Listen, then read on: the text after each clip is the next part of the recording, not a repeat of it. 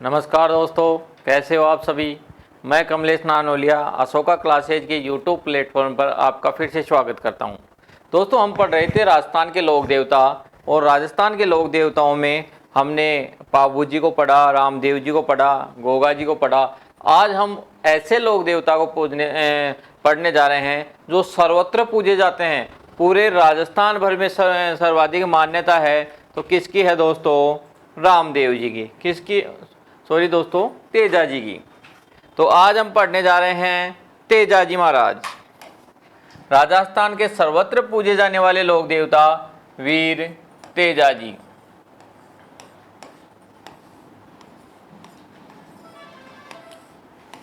तेजाजी महाराज। तो देखिए दोस्तों, ये है राजस्थान के वीर तेजाजी, जो कि आपको दिखाई दे रहा होगा कि लीलन घोड़ी पर असवार, हाथ में भाला लिए हुए, सर्पदंश को दिखाते हुए, यानी उनके भाले से लिपटा हुआ सांप जो कि उनकी जीभा को डस रहा है। यानी ऐसे लोक देवता जो अपने वचन के लिए अपने प्राणों का बलिदान दे दिया सर्पदंश से। यानी उनकी मृत्यु कैसे हुई थी दोस्तों? सर्पदंश से। तो इन्हें वचन पीर भी कहा जाता है। तो देखते हैं दोस्तों तेजाजी। हम पढ़ेंगे आज राजस्थान के प्रमुख लोक देवता तेजाजी।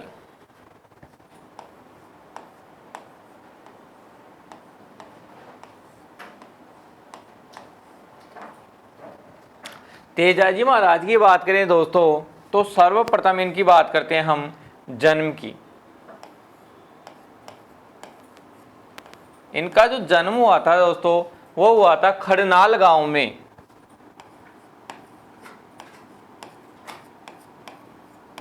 खड़नाल, या इसे ही कहते हैं दोस्तों खड़नाल। इसे ही क्या कहते हैं? खड़नाल। और ये है कहाँ? नागौर जिले में। कहाँ है दोस्तों? नागौर।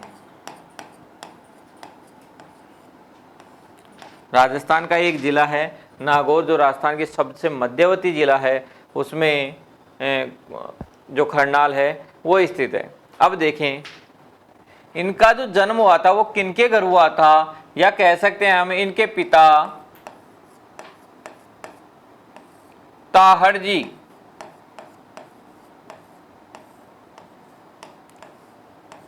ताहड़ जी, और ये जाति से क्या थे दोस्तों? जाट, या कह सकते हैं ताहड़ जी जाट। माता की बात करें इनकी, राजकंवरी।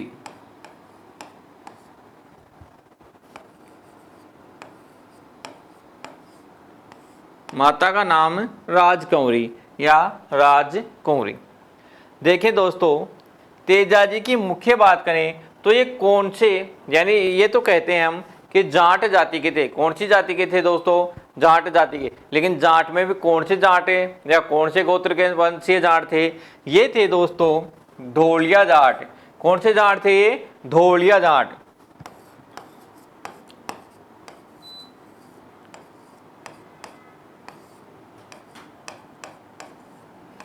दोस्तों इसको शब्द को थोड़ा देखना, ये धोलिया जाट थे। कौन से जाट? धोलिया जाट। और धोलिया जाट भी कौन से? नागवंशीय।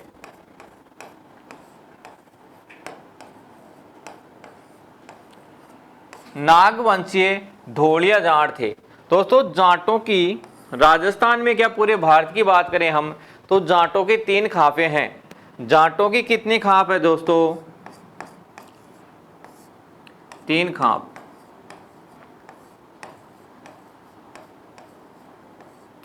तो जो तेजाजी थे वो कौन से गोत्र के या कौन से खाप के थे?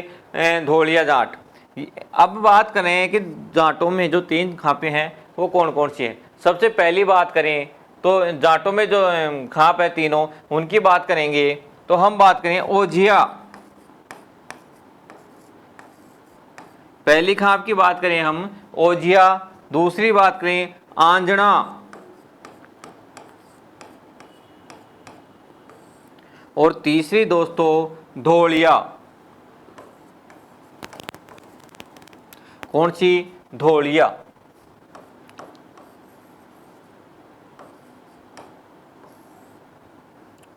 तो इस तरह कह सकते हैं हम कि जाटों की जो हैं राजस्थान में कितनी खापें हैं? 3। कौन कौन सी?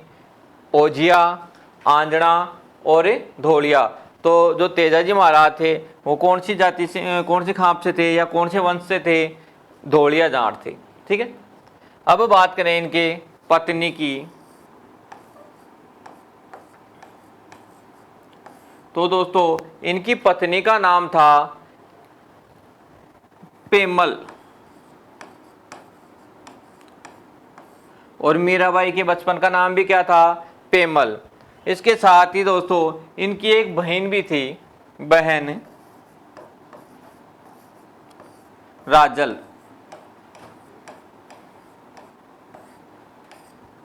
तो इस तरह देखिए दोस्तों, हमने तेजाजी महाराज के परिवार की बात की। परिवार में एक और बात करें हम,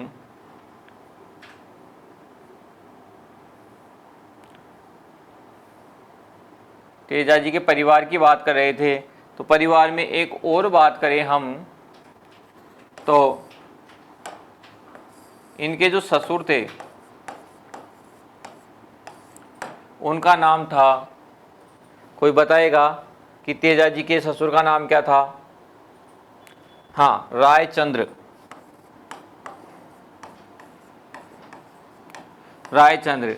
और ये थे कहाँ के? अजमेर के। कहाँ के थे? अजमेर में एक स्थान पड़ता है पनेर। कौन सा स्थान है? पनेर। अजमेर के पनेर के थे। तो देखिए दोस्तों, सबसे पहले हमने कुछ मुख्य विशेषताओं के बारे में बात की है तेजाजी की। तो तेजाजी का जन्म कहाँ हुआ था? खड़नाल गांव में। कब हुआ था? कब हुआ था दोस्तों? 1074 को। कब हुआ था? 1074 को। इनके पिता का नाम ताहड़ जी, माता राजकौरी। कौन से जो गोत्र से थे? धोलिया जाट थे या नागवंशीय जाट थे? धोलिया जाट थे जो नागवंशीय थे।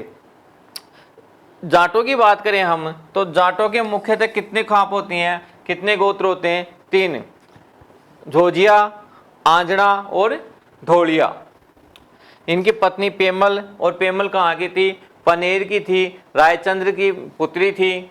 यह बात करें, इनकी एक बहन थी जिसका नाम था राजल। और बात करें दोस्तों अन्य और भी, तो एक इनकी साली थी, हालांकि उनका भी विवरण इनके साथ, इनकी कथाओं के साथ जुड़ा हुआ है और काफ़ी नाम चर्चित थी, इस वजह से उनकी छतरी भी है नागौर में।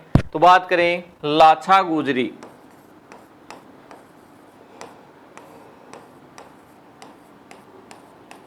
जो पेमल की सहेली थी लेकिन इतिहास में अमर हो गई।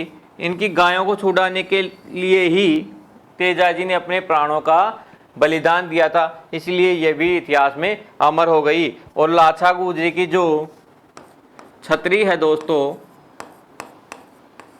वो है नागौर में। नागौर में क्या है? लाछा गुजरी की छतरी। तो देखिए, अब आगे हम बात करते हैं, हम पढ़ते हैं तेजाजी महाराज को। हम पढ़ रहे हैं दोस्तों राजस्थान के सर्वत्र पूजे जाने वाले लोक देवता तेजाजी।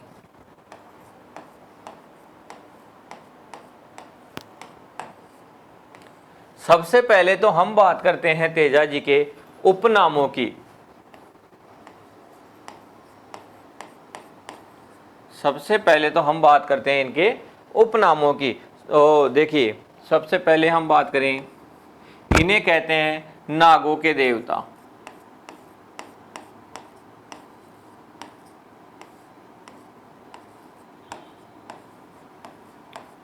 इन्हें ही क्या कहते हैं दोस्तों?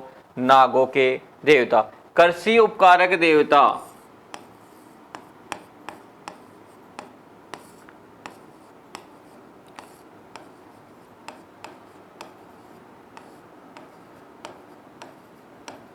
कृषि उपकारक देवता, यानी इन्हीं की बात करें तो इन्हें कहते हैं काला और बाड़ा।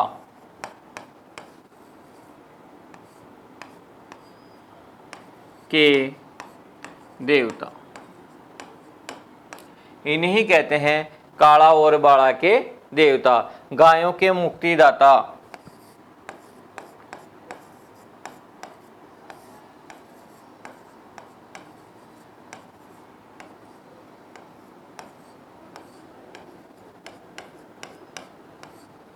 और भी अन्य कई नामों से जानते हैं दोस्तों इन्हें, लेकिन हम विशेषतः इन्हीं को पढ़ेंगे। तो देखिए, नागों के देवता क्यों कहा जाता है इन्हें? क्योंकि ऐसी मान्यता है कि तेजाजी महाराज के स्थान पर जो कोई भी सर्पदंश से ग्रसित व्यक्ति है, उनको ले जाने पर उसका रोग का निवारण होता है। या जब जीवित थे तेजाजी, तो बात करें सबसे पहले सर्पदंश का जो आयुर्वेद से इलाज करना प्रारंभ किया था, वो किसने किया था? तेजाजी ने ही किया था दोस्तों। यानी गौमूत्र और गाय के गोबर, ऐसे इन औषधियों से जो बात करें हम आयुर्वेदिक तरीके से सर्पदंश का इलाज करना किसने प्रारंभ किया था? तेजाजी ने। कृषि उपकारक देवता दोस्तों, आज भी राजस्थान में कृषि के लिए जब भी बरसात नहीं होती है तो किसका आह्वान किया जाता है? तेजाजी का, यानी तेजा टेर गाई जाती है।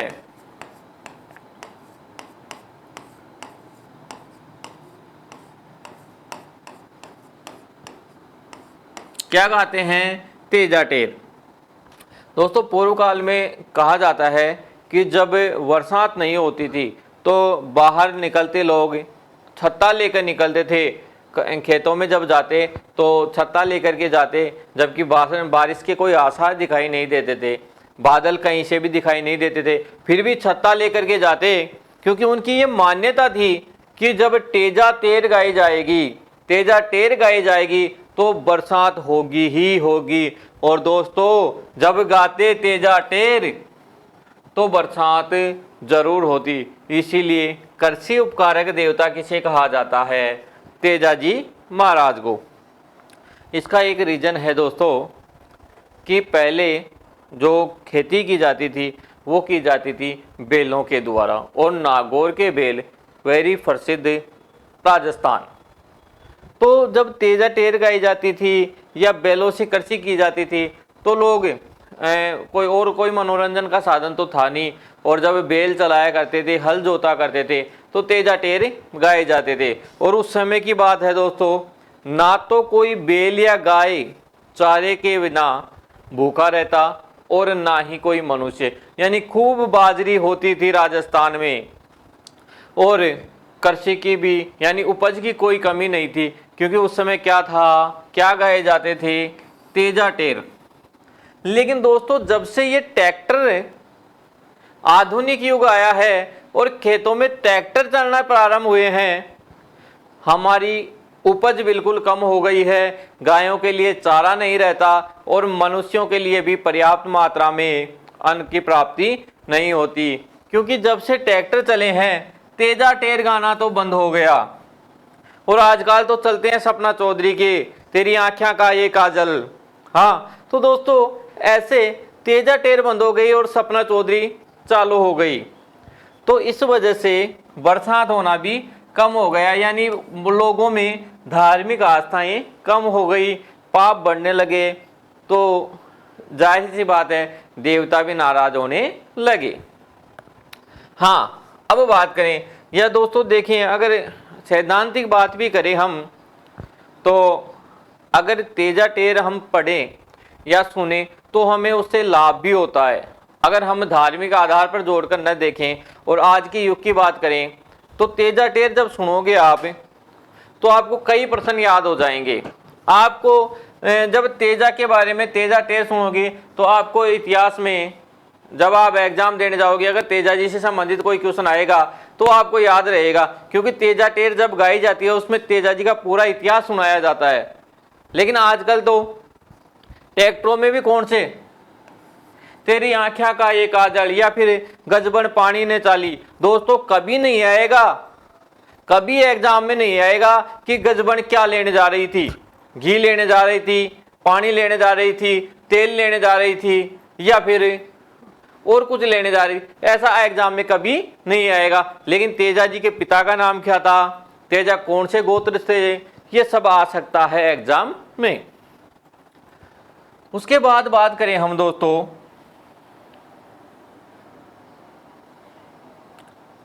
काला और बाला का देवता। देखिए दोस्तों, अधिकांश गाइडों में हमने पढ़ा है कि तेजा जी काला व बाला के देवता हैं। अधिकांश हमने पढ़ा है कि तेजा जी काला व बाला के देवता हैं। दोस्तों ऐसी नहीं है, ये जो बात है वो बिल्कुल व्यर्थ है। यानी तेजा जी जो हैं काला और बाला के देवता थे, ना कि काला व बाला के देवता। देखें, बात करें दोस्तों, काला यानी वो एक होता है रंग, काला यानी होता है एक काला रंग, और बाला का मतलब होता है लड़की। बाला का मतलब क्या होता है दोस्तों, लड़की। तो क्या तेजा जी काले कलर की लड़कियों के देवता थे? इससे तो हमारा भावार्थ यही निकलता है। तो ऐसा नहीं है दोस्तों कि तेजा जी जो है काला और बाला के देवता थे। अपने राजस्थानी भाषा से थोड़ा सा सीखना चाहिए हमें कि तेजा जी किसके देवता थे। तेजा जी काला व बाला के देवता थे। तेजा जी काला व बाला के देवता थे। काला व बाला के देवता थे। काला का मतलब होता है दोस्तों नाग या सर्प, और बाला का मतलब एक रोग होता है नारू। बाला का मतलब होता है नारू रोग। तो दोस्तों तेजा जी नागों के व नारू रोग के देवता थे। यानी किसी के भी नारू रोग होता था, आजकल तो नहीं होता दोस्तों। पहले जब जो नमक के क्षेत्र में काम करते थे उनके होता था ये नारू रोग। और नाग, पश्चिमी रेगिस्तान में तो आप जानते हो अधिकांश जो लोग देवता हैं वो या अधिकांश जो लोग थे वो इसी से पीड़ित थे, और कोई रोग उनके था ही नहीं। किसके काटने पर मरते थे? नाग के काटने पर। और तेजा जी की मृत्यु भी दोस्तों नाग के काटने पर ही हुई थी। तो आगे देखें दोस्तों, गायों के मुक्तिदाता। अभी पढ़ेंगे हम कि लाचा गुजरी की गायों को छुड़ाते हुए कैसे तेजा जी महाराज ने अपना बलिदान दिया था, वो पढ़ेंगे। तो गायों के देवता भी इन्हें कहा जाता है। अब देखें दोस्तों, सबसे पहले हम बात कर रहे हैं कि जो तेजा जी महाराज थे उनको पता ही नहीं था कि इनका विवाह हो चुका है। यानी उनका विवाह जो था वो बचपन में ही रायचंद्र की पुत्री पेमल से हो चुका था, जो कहाँ के थे? पनेर गांव अजमेर की। अब एक बार क्या हुआ कि इनकी जो विवाहित जो पत्नी थी पेमल, वो अपने घर रहती और तेजा जी अपने घर। तो इनको पेमल को तो पता था, लेकिन तेजा जी को पता नहीं था कि उनकी शादी या उनका विवाह हो चुका है। तो दोस्तों एक बार क्या हुआ, तेजा जी एकमात्र देवता हैं दोस्तों जो कृषि किया करते थे, खुद खेती किया करते थे, और ये किसी राज परिवार से नहीं थे। यानी जितने भी अन्य हम लोग देवता पढ़ते हैं वो लगभग किसी न किसी राजा के पुत्र थे, ठीक है। लेकिन ये राजा के पुत्र नहीं थे, एक किसान के पुत्र थे। तो जब ये खेती में काम कर रहे थे या खेतों में जा रहे थे, खेतों में गए हुए थे, तो इनकी भाभी जो थी वो इनका भोजन लेकर लेट जाती है, यानी देरी से जाती है। तो इनको क्रोध आता है कि पूरा दिन जो है खेतों में काम कर रहा हूँ और उसके बाद भी मेरा भोजन देरी से आया है। तो क्रोध में आकर तेजा जी ने अपनी भाभी से कहा कि मेरा जो भोजन है वो पक्षियों को डाल दिया जाए। किसे डाल दें? पक्षियों को। तब तेजा जी की जो भाभी थी उन्होंने भी क्रोध करके कहा कि इतना क्रोध किस पर दिखाते हो? अगर इतने ही गर्म भोजन करना है तो अपनी पत्नी को ले आओ, मेरे से तो जैसा होगा वैसा ही काम करूंगी। तो ये बात सुनी तेजा जी ने, तो उन्होंने देखा यार मेरा तो विवाह ही नहीं हुआ है, और मेरी पत्नी कहाँ से आएगी? तो उसने भाभी से पूछा, भाभी ने बताया कि आपका विवाह बचपन में ही हो चुका था और आपका ससुराल जो है कहाँ है? पनेर, और आपकी पत्नी का नाम है पेमल। इतने सुनते ही तेजा जी अपने घर गए, अपने घर वालों से आज्ञा ली और सीधा कहाँ चले गए? पनेर। अब देखो, जब भी जा रहे थे तो कुछ अपशगुन हुआ, तेजा जी के कुछ अपशगुन हुआ। तो तेजा जी के घर वालों ने या तेजा जी की माता ने, राजकुमारी ने एक ज्योतिष को बुलाया और पूछा कि जो मेरा तेजा पहली बार ससुराल जा रहा है, इसके ग्रह नक्षत्र देख के बताइए कि इसके आगे की जो है जीवन लीला कैसी रहेगी, सुखमय रहेगी या दुखमय रहेगी। तो जैसे ही ज्योतिष ने देखे कहा कि इस समय इसका जाना उचित नहीं है, अगर ये इस समय जाएगा तो इसका जीवन काल समाप्त हो जाएगा। लेकिन तेजा जी इन सब बातों की परवाह न करते हुए सीधा कहाँ चले जाते हैं? पनेर। अब पनेर में दोस्तों जो पेमल थी उसकी एक बड़ी बहन भी थी। तो उसका जो पति था वो उनके ससुराल वालों को परेशान कर रखा था, यानी रोज अपने ससुराल आता और वहीं घर जमाई बन करके रहता, यानी रोज आता, रात को रुकता, सुबह चले जाता, फिर शाम को आ जाता। तो इससे परेशान तेजा जी की जो सास थी, तेजा जी की सास थी, वो परेशान थी। तो एक दिन शाम को जैसे ही तेजा जी वहाँ उनके घर पहुँचते हैं, तब तेजा जी की जो सास थी वो गाय का दूध निकाल रही थी। तभी तेजा जी ने जैसे ही आवाज़ लगाई तो तेजा जी की सास ने सोचा कि वही क्या है, उसका दामाद, यानी उसकी सास ने पूछा कि कौन है? तो तेजा जी ने कहा कि आपका दामाद। तो उसकी माँ ने सोचा, पेमल की माँ ने सोचा, यानी तेजा जी की सास ने सोचा कि हो सकता है ये तो वही जो रोज दामाद आता है वही होगा। और उसकी जो सास थी तेजा जी की, उसने उसको खरी खोटी सुना दी। किसको सुनाई? तेजा जी को, उसके बड़े दामाद के भरोसे। तेजा जी को ये बात सहन नहीं हुई। तेजा जी वापस अपने घर लौट रहे थे। लौटते समय काफ़ी अंधेरा हो गया। वहीं मिली तेजा जी को दोस्तों पेमल की जो सहेली थी, कौन है? लाछा गुजरी। अब लाछा गुजरी ने देखा इतना हट्टा कट्टा नौजवान, मूछों पर ताव दिए हुए, हाथ में भाला लिए हुए, कमर पर तलवार बंधी हुई, लीलन घोड़ी पर असवार, देखा तो चकित रह गई कि हमारे आसपास के गांव में ऐसा हट्टा कट्टा नौजवान तो है ही नहीं, ये कहाँ से आया है? उसने कहा राम राम और उनका पता पूछा कि आप कौन हो, कहाँ से आए हो? तब तेजा जी ने जवाब दिया कि मैं जो है खड़नाल गांव से आया हूँ, तेजल मेरा नाम है। तेजल का नाम सुनते ही जो लाछा गुजरी थी उन्होंने, और ये तो मेरी सहेली के जो पति हैं वो हैं, और कई वर्षों से राह देख रही थी पेमल और आज आए हैं। तो उन्होंने घर चलने का आग्रह किया। तो तेजा ने कहा कि जिस घर में मेरा अपमान हो गया मैं उस घर में दोबारा नहीं जाऊंगा। तो कैसे कैसे करके लाछा गुजरी ने तेजा जी को समझाया और अपने घर रखा।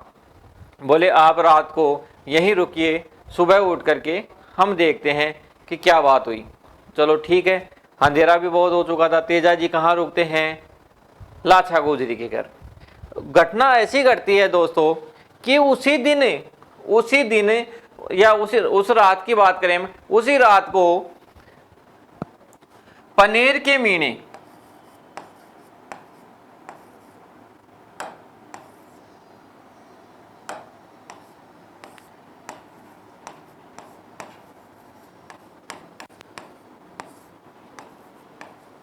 पनेर के मीणों ने लाछा गुजरी की गायों को चुरा लिया।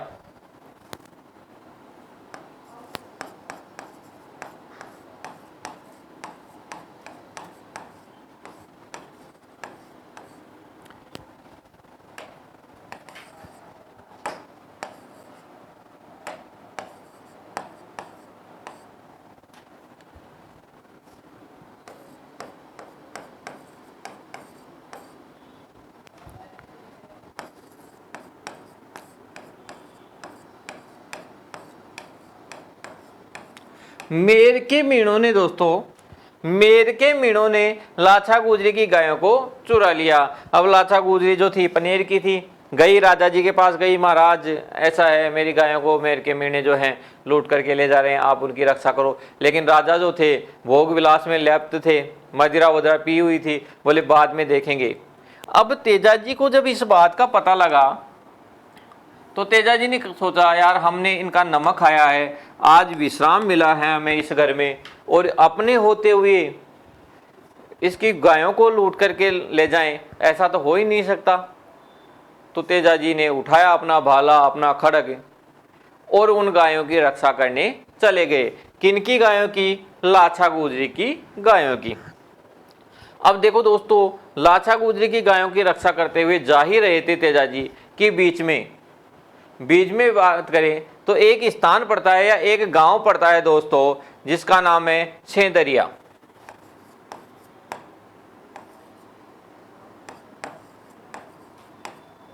सेंदरिया, और ये कहां पड़ता है? अजमेर में। अजमेर में एक सेंदरिया नामक स्थान है, जहां देखा तेजा जी ने कि एक सांप जो है वो जल रहा था।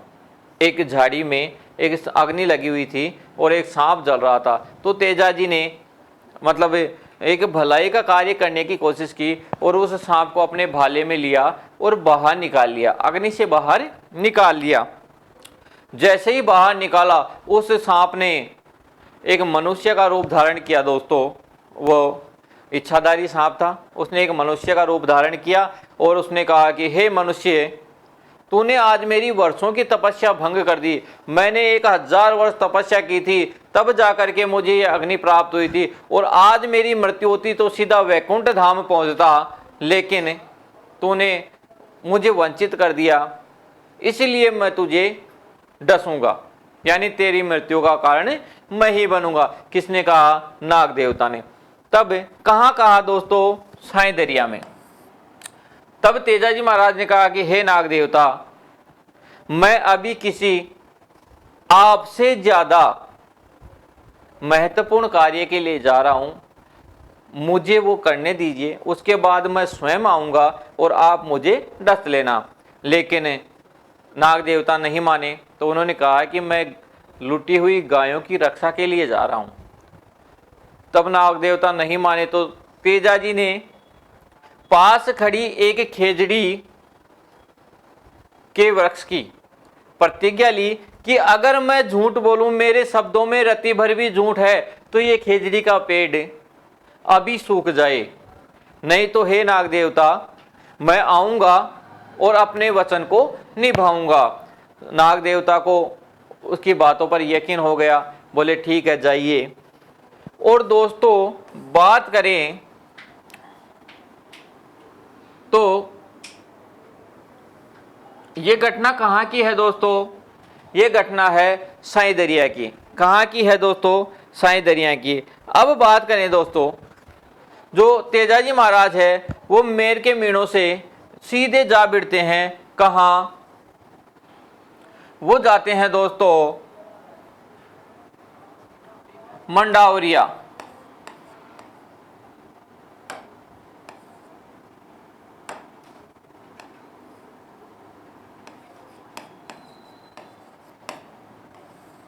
मंडावरिया एक गांव है दोस्तों, और कहां पड़ता है? अजमेर। कहां पड़ता है? अजमेर। और अजमेर के मंडावरिया नामक स्थान पर तेजा जी मीणों के मध्य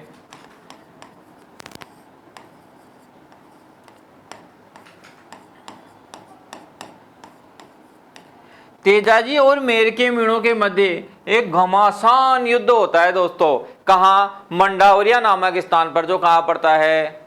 अजमेर में। दोस्तों तेजाजी का जन्म खरनाल में हुआ था, लेकिन अधिकांश जो है उसकी कर्म भूमि जो है, इससे हम ये कह सकते हैं कि कहाँ रही? अजमेर में। यानी जितने भी स्थान हैं, जितने भी मान्यताएं हैं तेजाजी की, सर्वाधिक कहाँ है? अजमेर में। तो यहाँ युद्ध होता है और तेजाजी बुरी तरह घायल हो जाते हैं दोस्तों, लेकिन फिर भी लाछा गुजरी की गायों को बचाने में सक्षम या कामयाब हो जाते हैं। ठीक है। और लाछा गुजरी की गायों को दे करके, लाछा गुजरी की गायों को दे करके वापस तेजाजी कहाँ आते हैं दोस्तों? सैदरिया। सैदरिया आते हैं। वहां उनकी प्रतीक्षा कौन कर रहा था? नाग। कौन दोस्तों? नाग। आकर के तेजाजी कहते हैं कि हे नाग देवता, बंबी से बाहर निकलिए, मैं अपना वचन पूरा करने आ चुका हूं। नाग देवता ने देखा, रे यार, इतना वचन पीर जिसने मौत को गले लगाने वापस आ गया, मौत से बचकर चला गया था और फिर मौत को गले लगाने वापस आ गया। तो नागिन ने कहा कि मेरा नाग यहां नहीं है, क्योंकि वो उसे बचाना चाहते थे। ऐसे महापुरुष को मार करके वो और ज्यादा पाप के भागी नहीं बनना चाहते थे। तो तेजाजी ने कहा कि नहीं नहीं, निकाल अपने बाहर है नागिन अपने नाग को, मुझे अपना वचन पूरा करना है। तो तेजाजी के कहने पर नाग देवता बाहर आते हैं और नाग देवता ने कई बार कई प्रयत्न किए कि हे वीर, मैं तुम्हें नहीं डसना चाहता, मैं तुम्हें तुम्हारे वचन से मुक्त करता हूं। लेकिन तेजाजी ने कहा कि अगर मैं अपने वचन से मुकरूंगा, अगर तो आज तूने मुझे नहीं डसा तो ये खेजड़ी का पेड़ सूख जाएगा और मैं अपने प्राणों के बदले इस खेजड़ी के पेड़ को नहीं सूखने दूंगा। तो दोस्तों, उस खेजड़ी के पेड़ को बचाने के लिए तेजाजी ने अपने प्राणों का बलिदान दे दिया। देखिए दोस्तों, कैसे कैसे महावीर थे जो एक खेजड़ी के पेड़ को बचाने के लिए अपने प्राणों का बलिदान दे दिया। एक घटना हुई थी दोस्तों जोधपुर में, अभय सिंह के समय में। अमृता देवी विश्नोई समाज की, उन्होंने भी खेजड़ी के वृक्षों को बचाने के लिए अपने बलिदान दिया था, वो इतिहास में अमर हो गई। और एक तेजाजी थे जिसने एक खेजड़ी के वृक्षों को बचाने के लिए अपने प्राणों का बलिदान दे दिया। तो फिर भी सर्प ने कहा कि जैसे भी हो, उसको बचाना चाह रहा था सर्प। तो उसने कहा कि भाई देख योद्धा, हे वीर, तेरे जिस्म पर पूरे पर प्रहार किए हुए हैं, यानी घाव लगे हुए हैं, और मैं ऐसी जगह नहीं डस सकता जहां पहले से क्या हो? घाव हो। तो तेजाजी ने कहा कि हे नाग देवता, मेरी जीवा अभी भी बाकी है, यानी मेरी जीवा पर अभी भी कोई घाव नहीं लगा हुआ है। तो देखिए दोस्तों,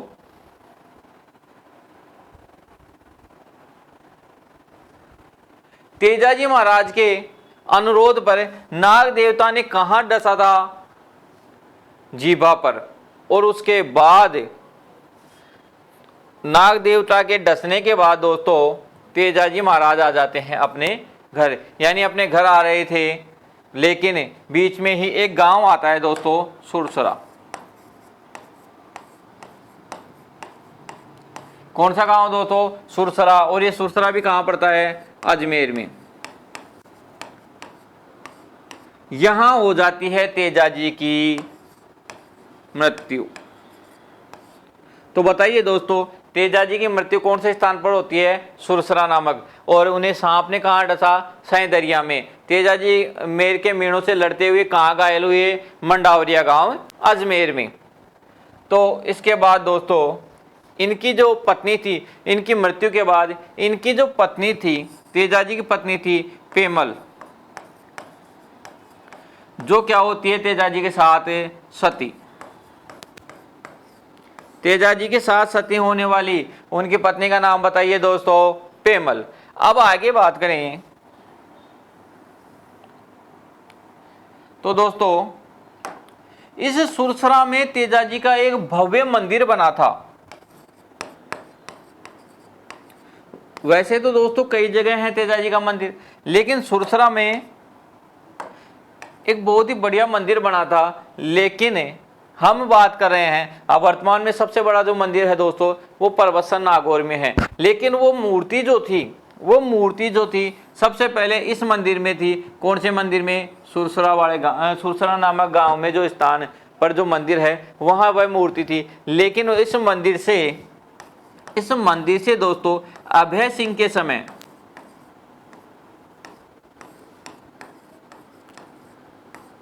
मारवाड़ की जो शासक थे दोस्तों अभय सिंह, उनके समय जो परबत्सन नागौर का हाकिम था,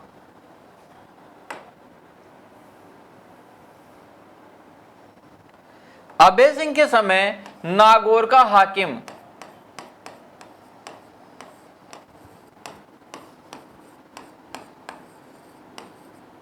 इस मूर्ति को ले जाता है। दोस्तों नागौर का जो हाकिम था वो इस जो सुरसरा गांव में मूर्ति थी उसको ले जाता है और इस मंदिर से मूर्ति ले जाता है और कहाँ स्थापित करवाता है दोस्तों?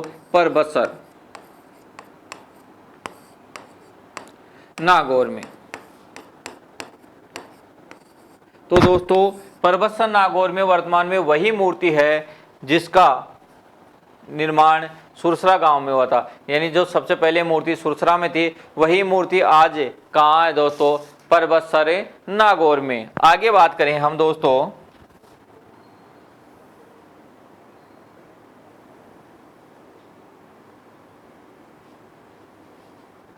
तो इस मंदिर में दोस्तों वर्तमान में बात करें तो सबसे बड़ा जो मंदिर है तेजाजी महाराज का वो कहाँ है? परबतसर नागौर। और यहाँ दोस्तों ध्यान रखना जो पुजारी है वो माली जाति का होता है।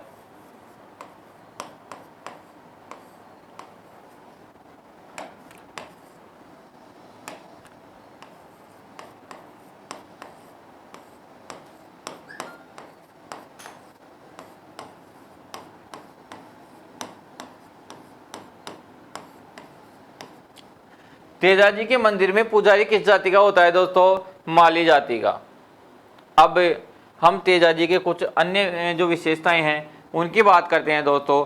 जैसे बात करें हम इनके मुख्य मंदिरों की बात करते हैं। सबसे पहले तेजाजी के मंदिर कहाँ कहाँ हैं उनकी बात हम करते हैं। मंदिर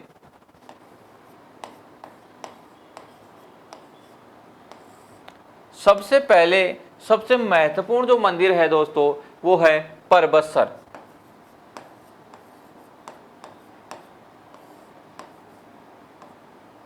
और ये कहाँ है दोस्तों? नागौर। दूसरा है सुरसरा।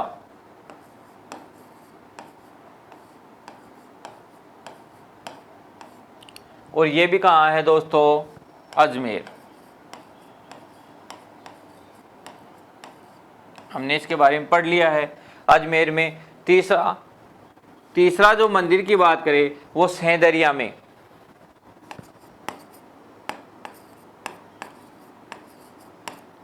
जहां दोस्तों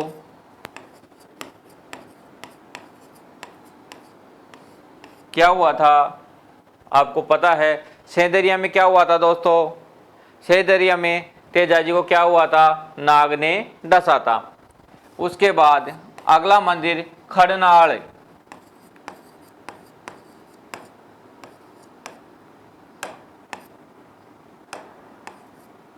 खड़नाल और ये कहाँ है? नागौर में। तेजाजी की जन्मस्थली।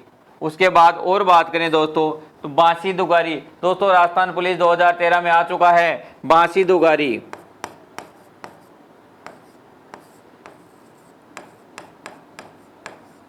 कहाँ? बांसी दुगारी कहाँ है दोस्तों? बूंदी में। उसके बाद हम बात करें सुरेली।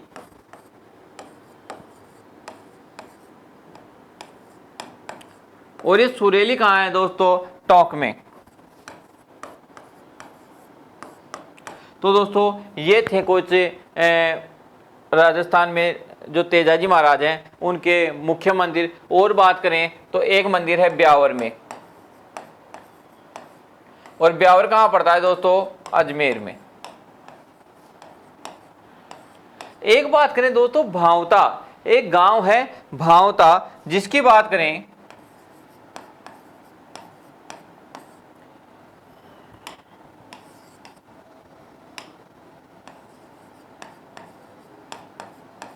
ये भांवता भी अजमेर में है।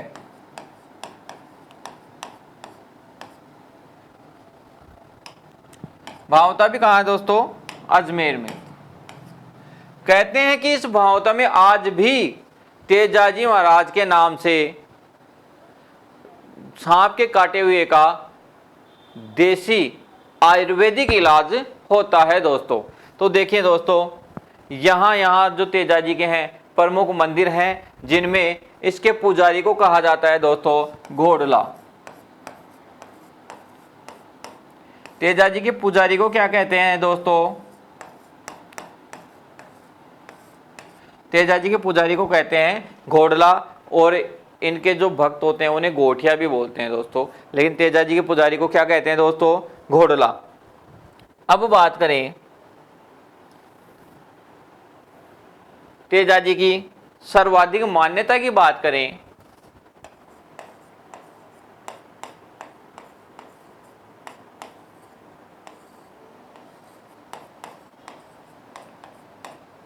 तो दोस्तों सर्वाधिक जो मान्यता है तेजाजी की वो है ढूंढाड़ में। सर्वाधिक मान्यता कहाँ है दोस्तों?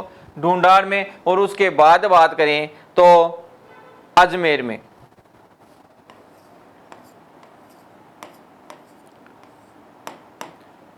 वह हाड़ौती।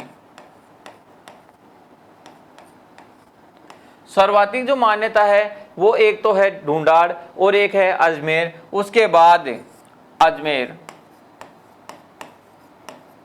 या हाड़ौती, सर्वाधिक मान्यता हाड़ौती, ढूंढाड़ और तीसरा अजमेर। दोस्तों अजमेर में तो ऐसा कोई गांव नहीं जिसमें तेजाजी महाराज का मंदिर ना हो, यानी अजमेर में आपको हर गांव में आपको क्या मिलेगा दोस्तों? तेजाजी का मंदिर। अब बात करें तो सर्वाधिक मान्यता जाति की बात करें हम, सर्वाधिक मान्यता कौन सी जाति में है? तो सर्वाधिक मान्यता जो है वो जाट जाति में है दोस्तों। कौन सी जाति में? जाट।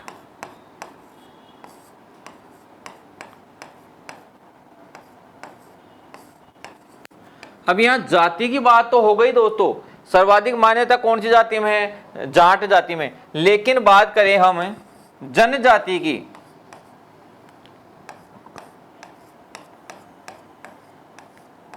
सर्वाधिक मान्यता तेजाजी की कौन सी जनजाति में है? जाति और जनजाति, तो जनजाति है दोस्तों सहरिया, यानी तेजाजी महाराज सहरिया जनजाति के आराध्य देव हैं। अब आगे बात करें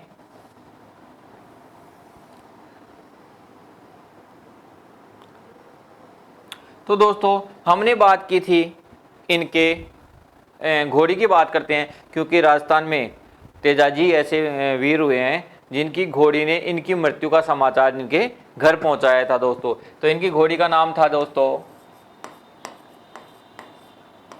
लीलन।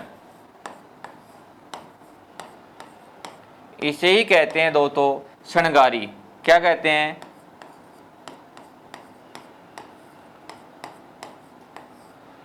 इसी को क्या कहते हैं दोस्तों? शृंगारी, यानी लीलन कह दो या शृंगारी कह दो। अब आगे हम बात करें दोस्तों, या श्रृंगारी कहते हैं दोस्तों इसे,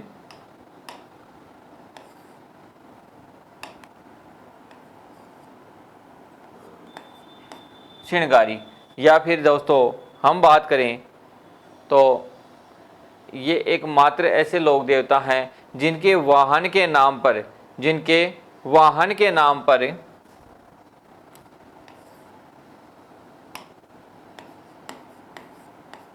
जिनके वाहन के नाम पर एक एक्सप्रेस चलती है दोस्तों, यानी रेलगाड़ी चलती है।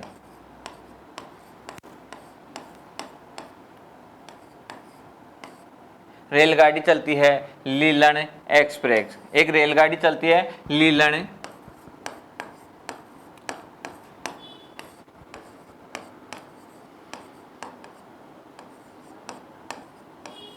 लीलन एक्सप्रेस, जो कहाँ तक चलती है दोस्तों? जयपुर तो जैसलमेर।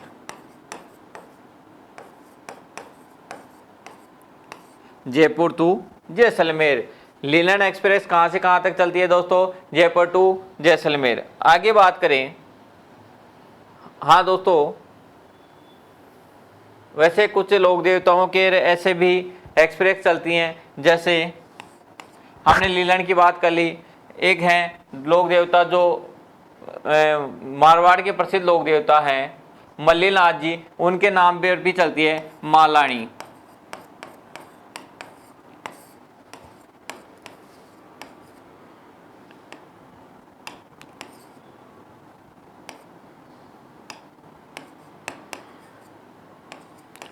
मालानी एक्सप्रेस।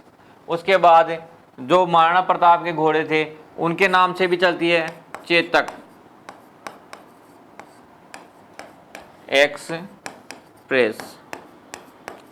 तो ऐसे दोस्तों हम कह सकते हैं कि कुछ एक लोक देवताओं के वाहन, कुछ लोक देवता यानी वाहन का मतलब सवारी, उनके नाम पर राजस्थान सरकार ने या भारतीय सरकार ने, रेल सेवा भारतीय सरकार की है दोस्तों, तो भारतीय सरकार ने रेल सेवा प्रारंभ कर दी है। अब एक मुख्य विशेषता की बात करें दोस्तों, तो सबसे पहले बात करें तेजाजी की, तो तेजाजी पर डाक टिकट 2011 में तेजाजी पर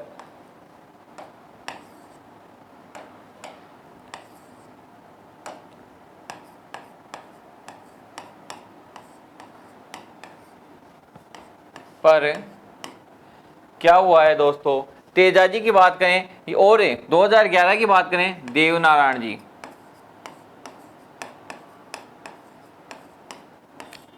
जी पर, दोनों पर ही दोस्तों 2011 में 5 रुपए का क्या जारी हुआ है, डाक टिकट। तो ये वेरी मोस्ट क्वेश्चन हो दोस्तों, 2011 में तेजाजी व देवनारायण जी पर क्या हुआ है, 5 रुपए का डाक टिकट। हालांकि देवनारायण जी से ये मत समझना दोस्तों कि पहले से भी था, नहीं दोस्तों, पहले जो देवनारायण जी की फड़ पर था 1992 में जो जारी हुआ था, वो देवनारायण जी की फड़ पर डाक टिकट जारी हुआ था, और अब देवनारायण जी पर स्वयं पर क्या हो गया है दोस्तों, डाक टिकट जारी हो गया है। तो देखो दोस्तों, ये थे हमारे प्रसिद्ध लोक देवता तेजाजी महाराज। बाकी हम अगली क्लास में और किसी नए लोक देवता के साथ हाजिर होंगे दोस्तों। धन्यवाद।